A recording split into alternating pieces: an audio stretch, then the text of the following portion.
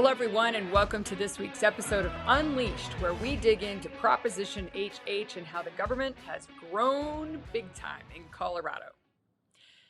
Jared Polis is a manipulative, self-serving politician that outright lies to voters about his record and about his opponents. Now that he is a lame duck, meaning he doesn't have to worry about re-election here, his true self is showing, and it ain't pretty for Colorado, my friends. Before we dig in on Prop HH, let's talk about how we got here and why this is so important to Jared Polis and his legacy in Colorado. My Colorado governor's race last year was marked by controversy, dark money, and questionable tactics that have raised serious ethical concerns. Polis emerged victorious, but the path to his reelection was paved with tens of millions in dark money spending, a complicit media, and allegations of dishonesty. Polis and his affiliated groups spent tens of millions of dollars on negative advertising campaigns that affected every candidate across Colorado, often with very questionable accuracy. They exploited weaknesses in campaign finance laws to flood the airwaves with misleading messages.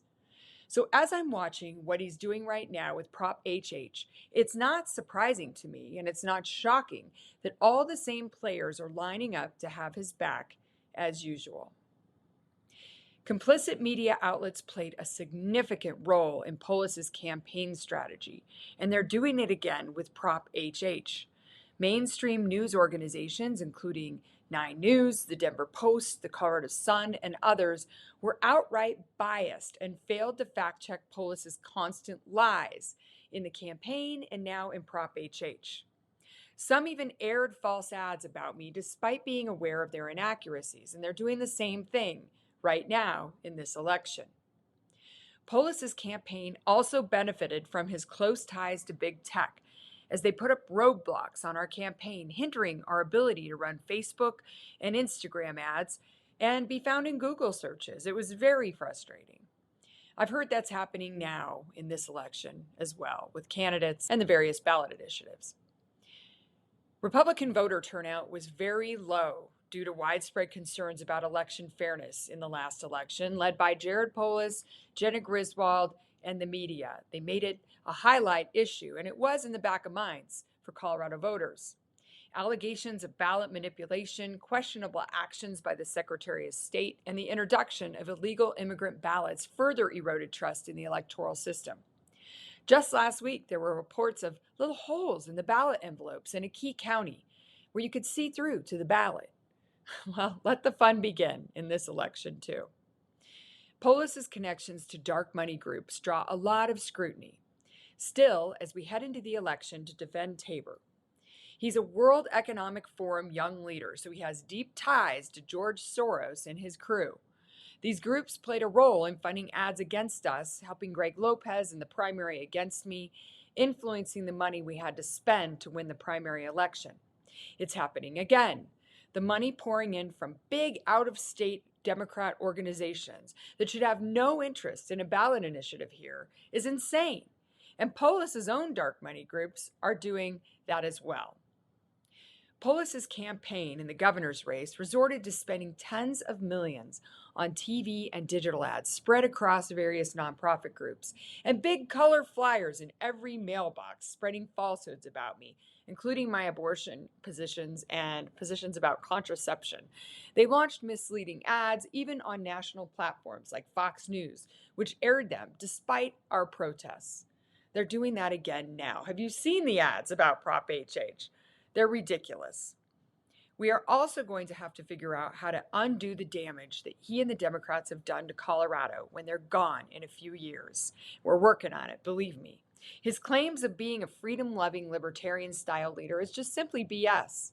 And it's likely he'll support someone even more transparently Marxist with his money, his own money, to replace him when he's gone. Maybe Phil Weiser or Jenna Griswold. We have a few years to get ready for that battle, and we will. We are.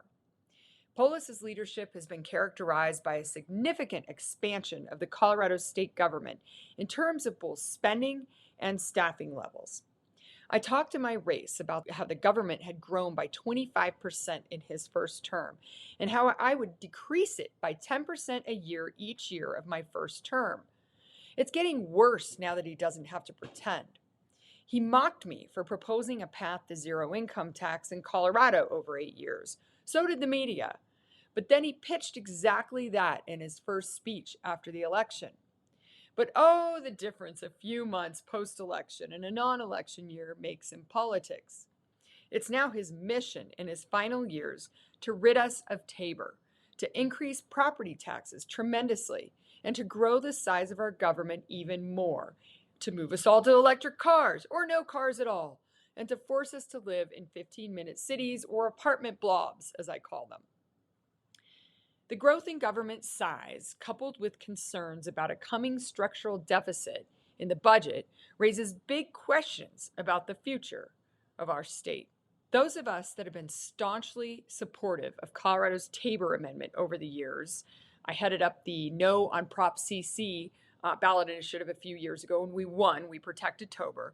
Well, we've had high hopes that this would curb the government's ever-growing spending appetite. TABOR is why our economy has survived the trauma of COVID and inflation so well.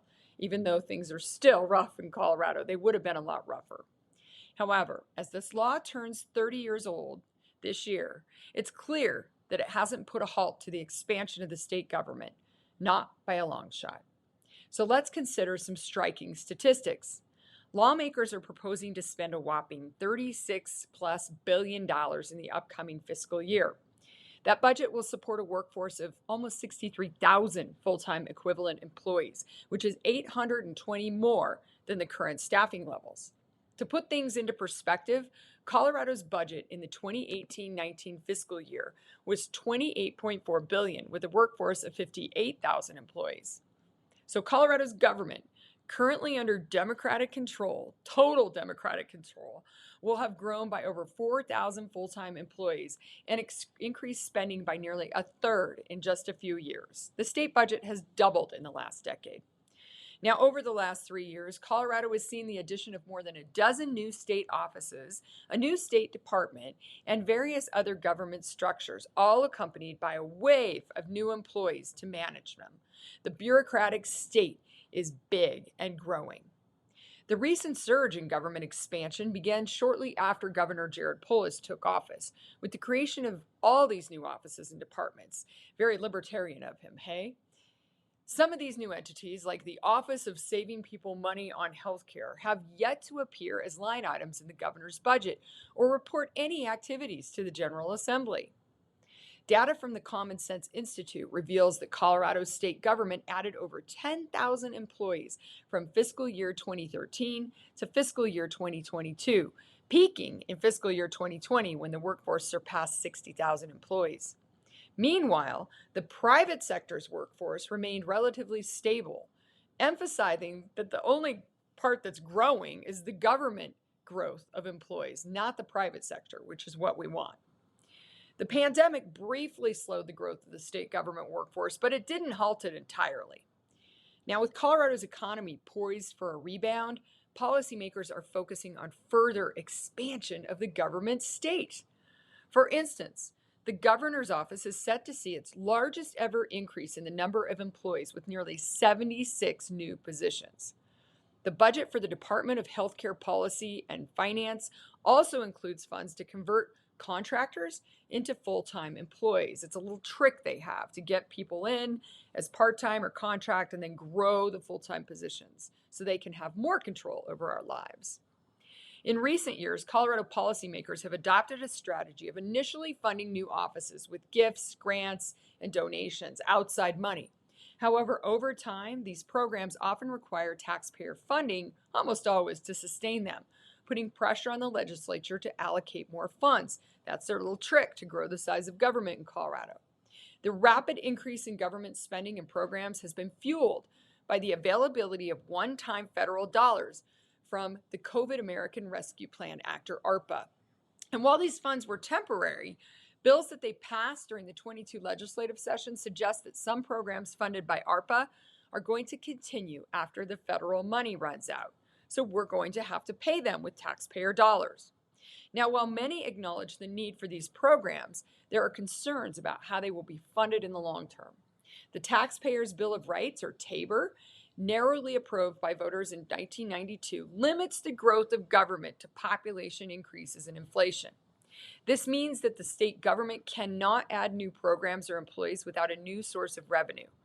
But shockingly, our so-called libertarian small government governor, has increased the state total operating budget 45% in the last 5 budget cycles. That's Polis's term to date. And state government full-time employees have grown by 13% since he's been in office. Now, Jared is currently driving Proposition HH. It's his lead initiative on the ballot that's in your mailbox right now to destroy TABOR, our state taxpayer Bill of Rights, by eliminating the surplus payments back to taxpayers over time. In simple terms, TABOR lets us taxpayers decide if the bureaucrats at the Capitol in Denver can raise our taxes. The Democrats hate TABOR, and they have since it was implemented, because it keeps a check on their out-of-control spending habits. And it's one of Polis's main goals for his second term, is to get rid of it. He said during the campaign that he supported ratcheting down our state income tax rate with our TABOR refunds going forward. So instead of getting checks, we would slowly ratchet the income tax rate. And it's actually a plan from John Caldera and the Independence Institute. You've probably heard Ben Murray lately. And it was part of my plan to go to zero income tax over time. But he is doing everything he can to destroy those surpluses that would be used to do so with his Prop HH effort. So he was lying. It was simply an election year ploy. It was especially entertaining a few months ago hearing John Stossel, who I've always been a fan of, not so much anymore, praise heap on Jared Polis for being a free market Democrat governor. He had Art Laffer, a very conservative-leaning economist, say the same things. And that was after Dana Perino and many on Fox News fawned over him during our race, calling him libertarian. It was really weird, because those of us in Colorado know he's anything but. And after I listened to the interview with John Stossel, I reached out to John Stossel and asked him how he came to this conclusion that Polis was very libertarian-ish. He responded back and told me that the information he got was very reliable. It was from the Bell Policy Center in Colorado. That's what convinced him. I almost spit out my drink. That is a far-left think tank set up and funded by the same crew that ran the blueprint here in Colorado, including Jared Polis, to put out very fluffy, intellectual-sounding BS to support their crazy policies. I sent him back a couple pages of examples of how wrong his assumptions were, and of course, I never heard back. It was really shocking to me. Polis is a con man. His true colors are showing now that he's gotten through his second election. And I'm going to keep calling him out on this stuff. I promised to do that after the election was over, and I have no intentions of slowing down. We need to stop him here. We can't let him run for U.S. Senate or run for president. We've got to stop his political career now. Of course, elections do have consequences, and I'm hoping this last year's race doesn't mean that we finally lose our beloved TABOR, or Colorado will pay dearly in the future. So joining me now, Pete Sepp leads the nonprofit, nonpartisan National Taxpayers Union, or NTU.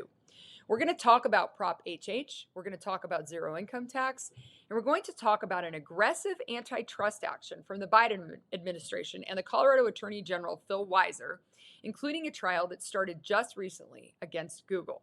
Here's a summary of the key points from this new antitrust fight that's going on. Attorney General Phil Weiser, along with 36 other states in the District of Columbia, filed an antitrust lawsuit against Google. The lawsuit was filed in a California federal court, and it makes 5 claims against Google, including allegations of monopoly maintenance, creating technical barriers, and buying off competition in the app distribution market.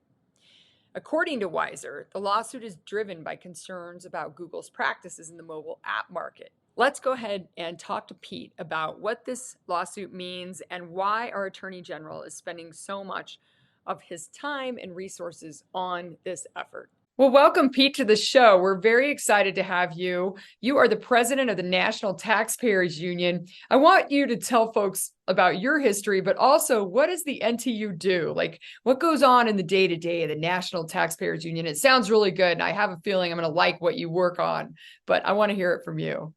Well, happy to do so. National Taxpayers Union was founded all the way back in 1969 to work for lower, fairer, simpler taxes, less wasteful government spending, taxpayer rights, and accountability from public officials at all levels. Our research arm, NTU Foundation, puts out a lot of great stuff comparing how states pursue their tax policies. We also litigate. And actually, we're in a suit right now trying to protect Colorado's Tabor from a water district in lower South Platte that's not following the rules about asking taxpayers first before they raise taxes. You know, we're dealing with Proposition HH out here right now, and it's I think it's a boondoggle, and they're not being honest about it being an increase in our taxes. But we're learning a lot about how things roll out in ballot initiatives and how taxes are approved. A lot of people who've moved here find it very difficult to understand Tabor, but it's one of the most important pieces of legislation we've had in the history of Colorado, and I think it's really kept the budget in check. What's your take on Tabor, real quick? Oh, yes. I mean, it's not only important to Colorado, it's important to the entire nation. Folks need to understand that while we have Proposition 13 in California that limited property taxes, Tabor in Colorado was part of the second wave of a nationwide tax revolt in the 1990s that saw tax limits put into place in Arizona, in Nevada, in Florida. It touched off a great tax revolt across the United States, just as big as the one that hit California in the 1970s. It is vitally important, not only for Colorado, but the entire country, to uphold constitutional limits on government like this one. Well, and they've chipped away at it. They just keep, chipping away a little bit here and there, here and there. And this time they're going for the whole tamale. They're basically trying to take out Tabor at the knees. And I think it's really difficult to go up against the ads that are so fluffy and sound nice, like, hey, you're going to get a Tabor refund, and we're going to lower your property taxes a little bit, but we're also going to take away your refunds forever and take away, most importantly, our right to have a check on government spending, which has gotten out of control in Colorado. The state budget has doubled in the last decade. And I just think people don't recognize how this little incremental, attack on Tabor, which is now a big attack, affects their actual pocketbooks. Yes, and it's so ironic because here in Washington, D.C., where we're headquartered, we see Colorado's congressional and their state level officials pleading with the IRS, begging them not to publish a rule that would make Tabor refunds part of federal taxable income, saying it's absolutely vital we protect these refunds. Yet at the same time, a number of those officials are trying to gut Tabor entirely so that the refunds won't ever exist. Well, thank you for that, Pete. And obviously, my audience knows I'm a strong no on Proposition HH. I hope you all will read carefully before you take a vote on that.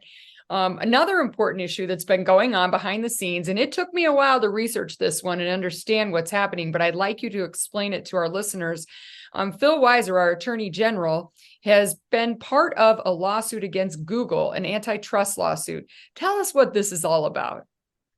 Well, we could go back 100 years, Heidi, and talk about the origins of antitrust with Teddy Roosevelt and the Trust Busters and Woodrow Wilson signing into law the Federal Trade Commission Act. I mean, this has been a 100-year-old process of law designed to protect Americans from anti-consumer behavior on the part of companies, but also to try and meddle with competition in the marketplace. The FTC Act talks about the government's right to regulate and police unfair or deceptive acts or practices. A deceptive act or practice, well, that's a less difficult thing to define. Say a grocery store promises fresh produce every day and it's all rotten. You can prove that standard somehow, but what's unfair?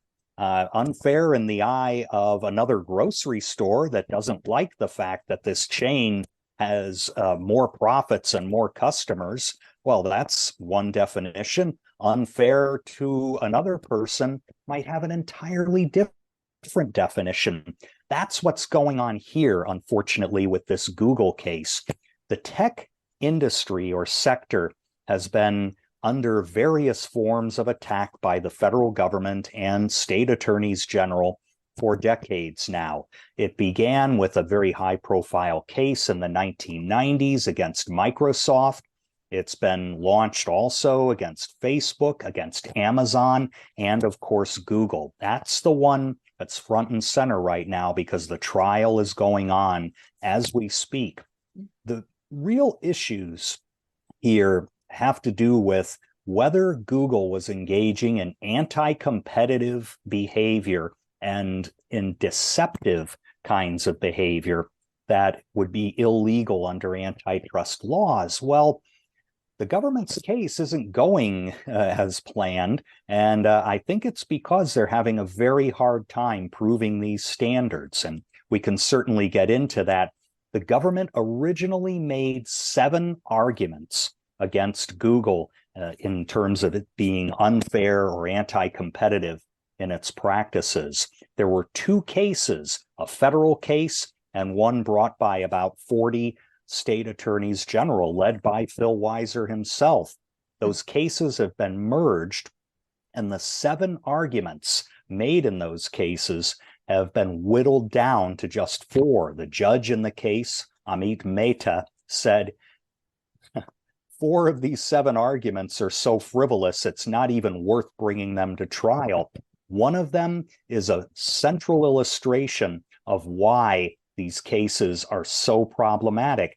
Basically, there were 2 companies, Yelp and TripAdvisor, claiming that Google's search results were not depicting their companies in the best light that they wanted. They were not prioritizing the search results properly. Well, the judge rightly said, what does that have to do with antitrust law? It sounds more like sour grapes. And so that's one problem with the case, that the governments, the state and federal government, didn't seem to understand that you can't just say at the behest of Google's competitors, well, we think this is unfair.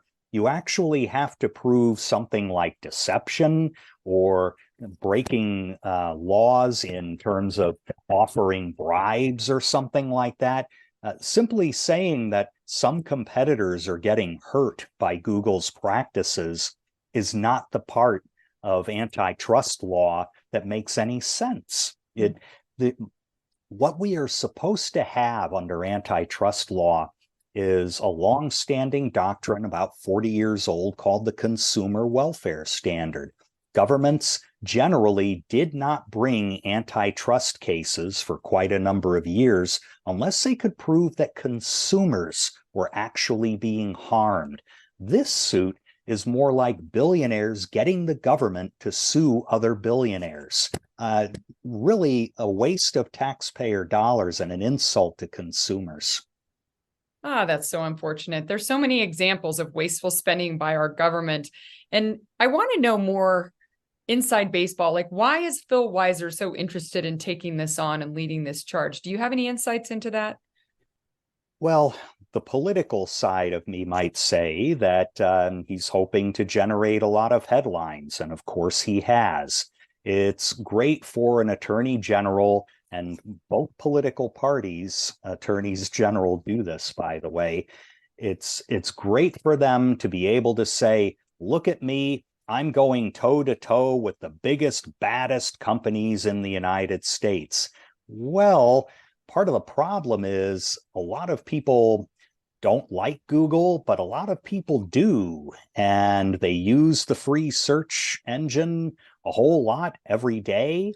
And simply saying that a big company is a bad company, that's where you start off making mistakes as a politician.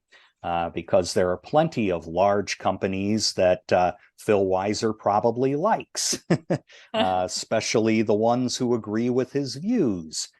Again, that doesn't mean they are breaking laws. And for the U.S. Department of Justice and states' attorneys general and the Federal Trade Commission to start making judgments about who's breaking the law by the size of the company or the political views of the company, that's really dangerous. That's as dangerous as weaponizing the IRS.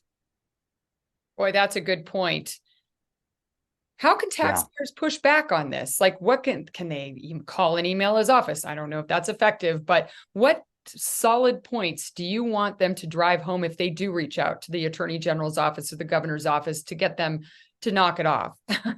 Well, I think it is important for citizens to contact not only their lawmakers, federal and state, but yes, the Attorney General's office and say, you need to be focusing on priorities here. And we've actually done some polling on what those priorities should be. We did a 4-state poll about 3 years ago, asking people to rank what they thought the priorities of their Attorney General's office ought to be. And about 75% in most of the states of all the respondents, we're not just talking about Republicans here, but Democrats and independents too, about 3/4 of them tended to say, focus on 4 things: prosecuting companies for fraud, a much different thing than anti-competitive behavior, work on human trafficking, prosecute criminals, and look at instances of consumer ripoffs from things like natural disasters or medical scams, what have you. So those are kind of core functions of an attorney general that most tax-paying voters would say, yeah, that's a good function of your office. Concentrate on that. We also threw in other things to inquire with the respondents as to what other priorities should be. Prosecuting companies under antitrust laws was within the margin of error of the poll. 3-4%. So nobody at the state level or the federal level who pays taxes seems to rank this as some massive important thing. It's the public officials themselves who seem to think that they're making media stars out of themselves. But again, if the polling data is showing that folks don't really think this is a good use of their money or a big part of your job, why are you doing this? That's a good question for so much of what the government is doing right now. And, Colorado is facing a terrible crime wave here. We're one of the top states in the nation for property crime and auto theft. We've got human trafficking issues. We're the 5th worst city in the country, Denver is, for cartel activity. So we've got a lot of things to spend our tax dollars on that people care about, that people want resolved. So it's just puzzling to me that they would pick this way to invest their time and talent and treasure into when, Coloradans are really hurting in other ways. Tell me a bit more about how people can get engaged or involved in the National Taxpayers Union. Well, yes, we'd certainly love for folks to visit our website at ntu.org to take a look at some of the materials we've put out, not only about why taxpayers should care about antitrust, but also our activities in the states on Prop HH, also what we're doing in the courtrooms now to try and protect taxpayer rights against the IRS when that agency goes awry. So that's NTU, our initials for National Taxpayers Union, ntu.org. And certainly we'll keep following the Google trial. We are also members of something called the Competitiveness Coalition. That's an organization that's gathered some 24 groups like ours. Many of them are taxpayer groups, some are free market groups, some are state-level organizations. We're all interested in trying to get the competition policy of the United States straight, and that means good, limited antitrust law that focuses focuses on consumer harm rather than competitor complaints. Also, thinking about tax and other policies that make us internationally competitive. Certainly, China is watching when these kinds of actions against Google or Amazon or Facebook take place in court, and they're wondering, well, how fortunate for our own state-owned companies. They are the U.S. government is hobbling its own firms. That gives us a leg up. That's a terrible message to send abroad. Wow, that's a great point. Pete, thank you. You know so much about some very complex issues. Would love to have you back on again sometime. And hopefully we'll be celebrating the defeat of Prop HH soon. One of the things I talked about in my governor's race was getting as close to zero income tax as we possibly could, because we're so taxed in so many ways. And I think that would really revive the economy in Colorado and drive new business here. A lot of states are going that direction. Are you seeing success around the efforts towards zero income tax? Yes, they are. In fact, Iowa is moving toward that very type of policy, and they're doing a fantastic job by sort of ratcheting down the tax rate as well as government spending. So it's not as if they're making that traditional choice in fiscal policy. Well, you can either do without revenues or you can go into more debt. No, Iowa is scaling back the size and scope of government to something that their citizens can afford. We're also seeing tax reforms in Mississippi and North Carolina. There are proposals in Wisconsin and Minnesota to reduce income taxes, some perhaps even to eliminate them. We may very well see an effort like that in North Dakota, centered on either income or property taxes. Yeah, I know there's been a big push in Texas about the constitutionality of property taxes. And yes. Property taxes skyrocket here in Colorado. It's like, well, how much power does the government have to tax us on our property and tax us out of owning property in some cases? I'm curious to see how that plays out as well. Anything we can do to put more money and control back into the power of the taxpayer's pocketbook is I'm on board with. And I just don't think the government does a good job of spending our money right now. Yeah, and I have to tell you, I think we need to get better as a political movement at using the so-called direct democracy initiative and referendum process. As we spoke about at the opening of this show, there was a whole wave of those kinds of limited government measures in the 70s and the 90s. We haven't seen much activity since then. We could make the 2020s another tax revolt decade if we use those tools the way they were intended to. Well, one of the other interviews I did recently was with Neil Shore, and he's leading pathtoreform.org here in Colorado to change the ballot initiative process to make it easier for citizens, because they're making it as difficult as they possibly can to allow us to do that, to pass things without the legislature, kind of the heavy hand of the legislature and the governor. So I think the easier we can make it, the more tax reductions relief we'll see going forward. People are really feeling the heat right now. So thank you for all you do. I really appreciate it, you and your organization. Again, it's ntu.org. I hope everyone will go check it out and keep up to date on this antitrust lawsuit with Phil Weiser. It's going on right now. You can set a Google alert to it. Funny enough, and find out more. But we want to know how our Attorney General is spending his time and money. And I appreciate you filling us in on this important topic. My pleasure. Let's talk again soon. Thank you, Pete.